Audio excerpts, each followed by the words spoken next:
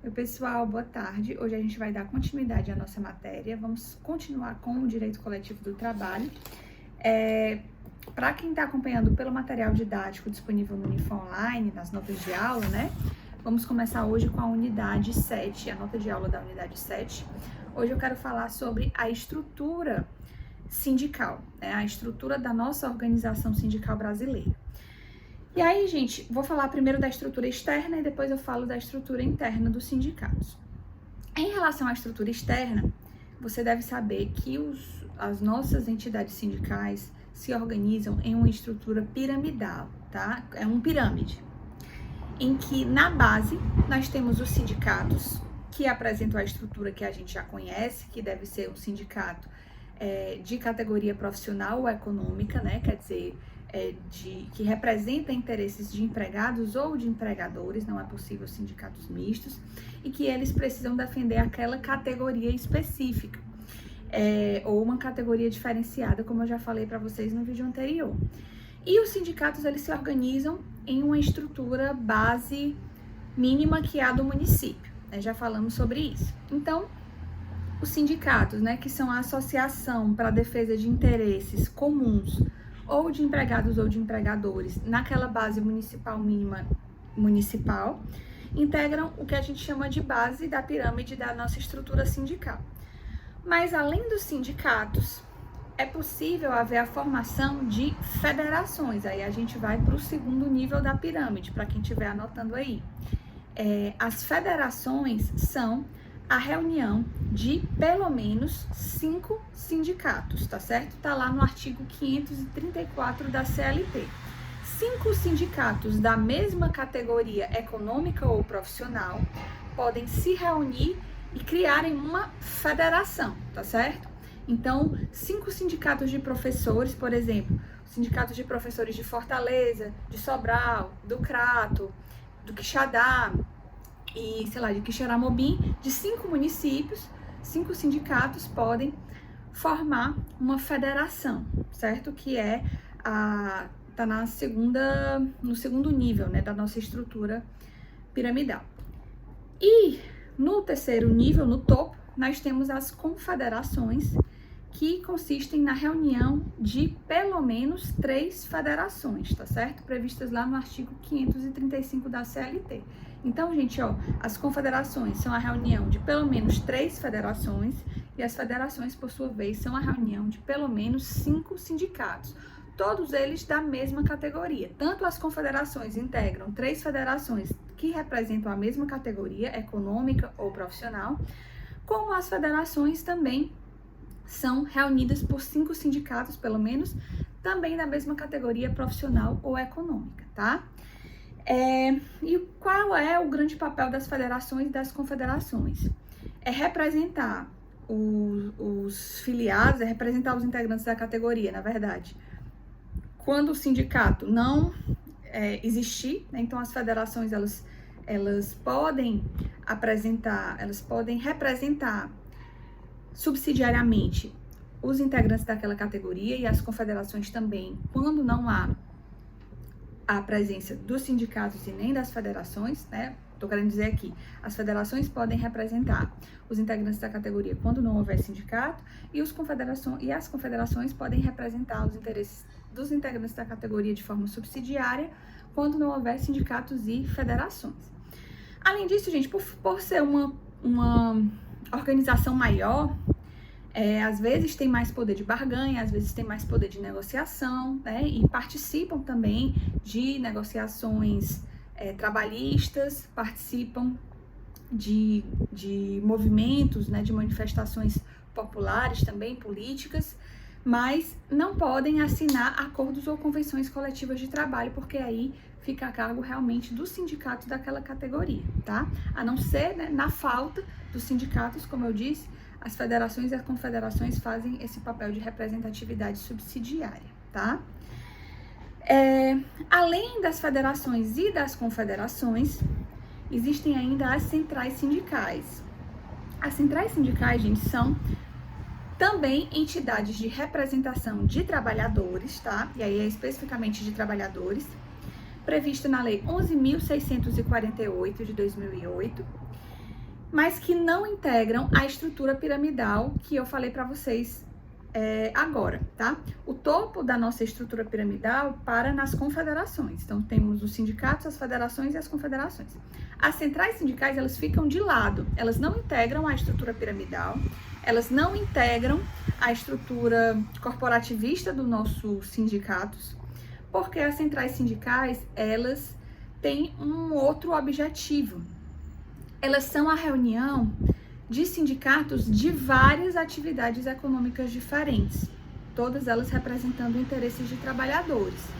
Então, gente, enquanto sindicatos, federações e confederações representam os interesses daquela mesma categoria, é uma necessidade das centrais sindicais a reunião de sindicatos de diferentes atividades econômicas, né? de diferentes setores da economia, de diferentes categorias profissionais. Então, nós temos exemplos de centrais sindicais, a CUT, né, a Central Única de Trabalhadores, a Força Sindical. Existem cerca de 9 centrais sindicais aqui no Brasil e elas representam um grande número de sindicatos. Qual é o papel, né, das centrais sindicais? Elas coordenam, representam a luta, né, por melhores condições de emprego, não só para uma categoria específica, mas para várias categorias, né? E participam de fóruns para debates de manifestações, de greves, né, de manifestações políticas, em torno do interesse geral dos trabalhadores e não de categorias específicas, né? A diferença da luta das centrais sindicais para a luta das confederações, federações e sindicatos é que, enquanto as confederações, federações e sindicatos lutam pelo interesse daquela categoria em si, aquela categoria específica, as centrais sindicais, elas têm um poder de luta e de melhoria, né, de direitos, digamos assim, para o interesse geral dos trabalhadores, não só de categorias específicas. As centrais sindicais, gente, elas devem ser formadas por, no mínimo, 100 sindicatos, né? Então, veja que as centrais sindicais são grandes organizações que devem reunir, né, como eu estava dizendo, pelo menos 100 sindicatos distribuídos nas 5 regiões do país, tá certo? Além disso, elas devem integrar sindicatos de categorias de pelo menos 5 setores de atividades econômicas diferentes, tá certo? E nessas 5 regiões do país, tem que ter pelo menos 3 regiões com, no mínimo, 20 sindicatos em cada uma delas. Então, veja que eu estou falando de uma grande organização, né, pela luta dos interesses dos trabalhadores, tá? Então, dá para entender, né? Filiação por, no mínimo, 100 sindicatos distribuídos nas 5 regiões do país. Dentro dessas 5 regiões, tem que ter pelo menos 3, com no mínimo 20 sindicatos em cada. E desses 100 sindicatos aí, no mínimo, eles devem representar pelo menos 5 setores de atividades econômicas diferentes, tá certo? E aí, funciona dessa forma. As centrais sindicais não podem fazer acordos ou convenções coletivas de trabalho, tá? Isso realmente fica a cargo daquela estrutura piramidal que eu acabei de falar para vocês. Em relação à estrutura interna dos sindicatos, tá? Os sindicatos, você pode ver lá nos artigos 522, 523 da CLT, que diz que a administração do sindicato é formada por uma diretoria, e essa diretoria, ela pode ter, no máximo, 7 diretores, tá? Por quê? Porque tem aquela questão da estabilidade dos dirigentes sindicais. Então, a legislação limita, né, para evitar que, sei lá, 100 pessoas sejam eleitas dirigentes sindicais, né, para todos os 100 adquirirem estabilidade, né, algo nesse sentido. Mas a lei limita a 7, tá? Então, 7 diretores sindicais, com seus suplentes, tá? E os suplentes também têm direito à estabilidade. Também deve haver um conselho fiscal responsável pela questão contábil, né, do sindicato, pela fiscalização, na verdade, das contas do sindicato. E o conselho fiscal é composto por 3 membros que não têm estabilidade. E também existe a chamada Assembleia Geral, que é a reunião, né, dos integrantes ali daquela categoria, são responsáveis pelas votações, pelas deliberações das decisões que vão acontecer naquele sindicato. Se entra em greve, se não entra, se para a greve depois que ela já foi iniciada, se aceita ou não aceita uma determinada cláusula de uma convenção ou de acordo coletivo que está sendo negociada, né? Então, a Assembleia Geral, ela é o espaço de votação e de demonstração da democracia sindical interna, né? É o momento em que aqueles integrantes da categoria vão poder votar e decidir a respeito dos interesses, né, da sua classe, da sua categoria profissional ou de sua categoria econômica, tá? Que mais? A Assembleia Geral é o órgão máximo, tá, de hierarquia máxima do sindicato, certo? Além disso, é possível haver os chamados delegados sindicais, que são pessoas que exercem funções delegadas pelos dirigentes para contribuir na organização e na administração daquele sindicato. Os delegados sindicais, eles não têm estabilidade. Desses todos que eu falei, né, só quem tem estabilidade são os dirigentes, tá? O que mais? Em relação ao suporte financeiro das entidades sindicais, como é que funciona? Existem contribuições que apenas filiados pagam, existem contribuições que integrantes da categoria podem contribuir mesmo não sendo filiados ao sindicato, e existem outras fontes de renda que o sindicato pode ter, como imóveis, como recebimento de doações, investimentos, né? Enquanto uma pessoa jurídica de direito privado, certo? Porque o sindicato, as federações, as confederações, as centrais sindicais são pessoas jurídicas de direito privado, né? Elas podem ter imóveis, podem receber doações, fazer contratos, né? Fazer investimentos e tudo, e aí elas podem ter essa terceira fonte de renda, né? Além das contribuições dos filiados, além das contribuições pagas por integrantes da categoria que não são filiados ao sindicato, tá? E aí eu vou falar um pouco das contribuições em espécie. A primeira contribuição é a chamada contribuição sindical, certo? A contribuição sindical, ela se tornou facultativa a partir de 2017, né? Até a reforma trabalhista, a contribuição sindical era obrigatória e consiste em um tributo que qualquer integrante da categoria pode pagar ao sindicato, né? Pode contribuir com a entidade sindical. Hoje eu digo pode, né? Porque a partir de 2017 ela passou a ser facultativa. Para que o empregado, integrante da categoria, contribua com o seu sindicato, é necessário que ele faça anuência expressa, tá? Da vontade de contribuir com aquela entidade sindical. E aí, uma vez por ano, um dia de sua jornada é descontado para contribuição sindical. Essa contribuição sindical é um tributo parafiscal, né? Se vocês já viram em direito tributário, devem saber que o objetivo do tributo parafiscal é uma arrecadação de uma atividade que não é do Estado, mas que o Estado acha importante promover, tá? E vão para os sindicatos e para a manutenção da estrutura piramidal sindical que eu falei para vocês. O STF já se manifestou favorável à constitucionalidade da contribuição sindical facultativa, tá certo? Que nós temos desde a reforma trabalhista. Então, eu, Tainá, não sou filiada a nenhum sindicato. Não sou filiada ao sindicato das minhas categorias, nem de professora e nem de advogada. Mas eu posso fazer minha contribuição sindical, né?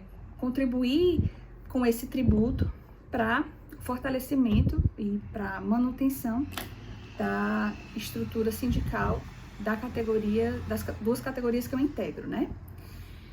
Aí, o que mais? Para onde é que vai esse dinheiro, né? Como é que é dividida o dinheiro arrecadado com a contribuição sindical? Se for um sindicato de empregadores, certo? A divisão está lá no artigo 589 da CLT, se você puder acompanhar aí. Que diz assim: da importância da arrecadação da contribuição sindical, serão feitos os seguintes créditos. Para os empregadores, 5% do valor vai para a confederação sindical correspondente, 15% para a federação, 60% para o sindicato da categoria, tá? E 20% para a chamada Conta Especial de Emprego e Saúde, né? Um fundo governamental. Para os trabalhadores, 5% vai para a confederação sindical correspondente, 10% para a central sindical, 15% para a federação e 60% para o sindicato respectivo, certo? E ainda 10%, né, para essa conta especial emprego e salário, tá? E assim é feita essa distribuição dos valores que a gente paga a título de contribuição sindical, se a gente optar, né, a gente trabalhador. E os empregadores também, tá certo? Podem pagar. Em relação à contribuição confederativa, é a nossa segunda contribuição que eu vou falar, falando das contribuições em espécie. A gente tem a chamada contribuição confederativa, que é um suporte financeiro de caráter obrigacional e não legal, não é um tributo, tá? O tributo é só aquela contribuição sindical que eu acabei de falar. A contribuição confederativa é um suporte financeiro obrigacional, estabelecido via contrato, tá? Apenas para os filiados do sindicato. Eu, Tainá, que não sou filiada a nenhum sindicato das categorias que eu integro, não devo pagar contribuição confederativa a ninguém. Por quê? Porque é uma obrigação para os filiados do sindicato, aqueles que voluntariamente, né, querem se associar a um sindicato. E aí, a finalidade dessa contribuição aí é a manutenção também do sistema confederativo. Uma parte desse dinheiro fica para os sindicatos, outra vai para as federações, outras para as confederações. Se for de trabalhadores, uma parte também vai para as centrais sindicais. Mas aí isso vai ser definido pelo próprio sindicato, tá? O valor também é definido por cada sindicato, já que se trata de tem caráter obrigacional, né? Um caráter civil, não tem um caráter de tributo. O que mais? O empregador pode fazer o desconto na folha de pagamento de salário para aqueles empregados que são filiados ao sindicato, certo? E o valor é definido em Assembleia Geral dessa contribuição confederativa. Aí a gente tem uma outra contribuição, passamos para a terceira contribuição em espécie, que é a chamada contribuição assistencial. Ela também é um suporte financeiro de natureza obrigacional, de natureza civil, não tem natureza tributária, previsto em convenção coletiva ou acordo ou sentença normativa, né, acordo coletivo ou convenção coletiva que nós vamos estudar em seguida no próximo vídeo, tá? Também é exigido unicamente aos associados, aos filiados ao sindicato, e a finalidade é revigorar a entidade sindical depois de uma campanha dispendiosa, depois de sei lá, uma determinada ação do sindicato que acabou o dinheiro em caixa e precisa de uma taxa extra, certo? A contribuição assistencial, gente, que é isso que eu tô falando agora, ela equivale a uma taxa extra de condomínio, tá certo? Quando é que a gente paga taxa extra no condomínio? Quando tem uma necessidade de uma ação que vai custar muito dinheiro para o condomínio, com o valor da mensalidade normal da taxa que a gente paga a título de condomínio não é suficiente, aí é estipulada a taxa extra. A contribuição assistencial para o sindicato, gente, segue a mesma lógica. É uma taxa extra, né, que vai ser estipulada para os filiados daquele sindicato, para revigorar a entidade ou para manter, né, a entidade depois de uma campanha dispendiosa, certo? E a gente tem ainda uma quarta contribuição, também devida apenas aos filiados ao sindicato, também é um suporte financeiro de caráter obrigacional, de caráter civil, previsto no estatuto do sindicato, né, e exigível aos associados daquele sindicato, em decorrência do ato de agremiação, né, em decorrência da vontade do filiado em contribuir, em ser filiado, né, isso que eu quis dizer. Tem por finalidade garantir as vantagens corporativas que às vezes o sindicato oferece, como por exemplo, acesso a clubes, né? Que mais? Descontos em escolas, descontos em planos de saúde, às vezes tem convênio com restaurantes e aí tem desconto em restaurantes, em cinemas, enfim, às vezes o sindicato ele tem uma série de convênios com outras instituições. E aquele que é afiliado e que paga normalmente a sua mensalidade, ele vai ter direito de usufruir essa série de benefícios, certo? É a chamada contribuição associativa ou mensalidade sindical, que dentro daquela ideia paralela que eu estava fazendo em relação ao condomínio, é efetivamente o que você paga por mês por condomínio, em um condomínio, né? A sua contribuição mensal de condomínio. Seria o equivalente a essa mensalidade sindical. É a mensalidade que todos os filiados pagam mês a mês, por serem filiados, e aí eles vão ter essa série de benefícios que muitas vezes os sindicatos conseguem, né, a título obrigacional com outras instituições, como cursos de inglês, cursos, universidades, faculdades, também com planos de saúde, etc., clubes, enfim, planos de saúde e tal. Certo, gente? Então, existem essas 4 contribuições que mantêm a nossa estrutura sindical. A contribuição sindical, que é a primeira que eu falei, é a única que tem natureza de tributo, um tributo parafiscal, e que pode ser pago não só pelos associados, não só pelos filiados, mas por todos os integrantes da categoria, desde que eles queiram, né, porque agora é facultativo. E a gente tem as outras 3, contribuição confederativa, contribuição assistencial e contribuição associativa, também chamada de mensalidade sindical, que são devidas apenas aos filiados àquele sindicato e que são suportes financeiros de natureza não tributária, mas de natureza obrigacional, tá certo, gente? Se vocês tiverem alguma dúvida, estou aqui à disposição, tá? Boa tarde.